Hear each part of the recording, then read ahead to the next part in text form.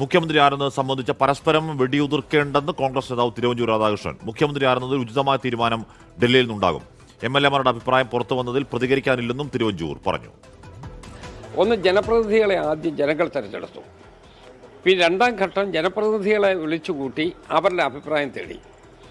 ആ അഭിപ്രായം ഡൽഹിയിൽ പറഞ്ഞതിന് ശേഷം അതനുസരിച്ച് ഡൽഹിയിലാണ് തീരുമാനം എടുക്കേണ്ടത്. ഇപ്പം വരുന്നൊരു വാർത്ത, മുഗൾ വാസനിക്കിന് എഴുതി കൊടുത്ത ലിസ്റ്റിൻ്റെ പകർപ്പ് പുറത്തു വരുന്നു. ഓരോ MLA-മാർ വോട്ട് ചെയ്യുന്നത് ആർക്കാണ് പിന്തുണ നൽകിയെന്നുള്ളതിൻ്റെ ലിസ്റ്റ് ഇന്ത്യൻ എക്സ്പ്രസ് പത്രത്തിലൂടെ അത് പുറത്തു വന്നിരിക്കുകയാണ്. അതിനെ എങ്ങനെയാണ് ഇത്തരത്തിലുള്ള കാര്യങ്ങളൊക്കെ? എനിക്കതൊന്നും അറിയില്ല. എന്നോട് ചോദിച്ച അഭിപ്രായമുണ്ട്, ഞാൻ അതിന് എൻ്റെ ഒപ്പീനിയൻ ഞാൻ പറയുകയും ചെയ്തു. അവിടെ കൊണ്ട് എൻ്റെ റോള് തീർന്നു. ഇനി ബാക്കിയുള്ളതെല്ലാം അവിടെയാണ് ചെയ്യേണ്ടത്. നമുക്കതിനകത്തുനിന്ന് പ്രത്യേകിച്ച് ഒരു റോളുമില്ല. നമ്മളെ സമ്മർദ്ദം ചെലുത്താനില്ല. നമ്മൾ എല്ലാം ഭംഗിയായി പോകണം എന്നുള്ള പ്രത്യാശയോടും ആഗ്രഹത്തോടും കൂടി നിൽക്കുകയാണ്.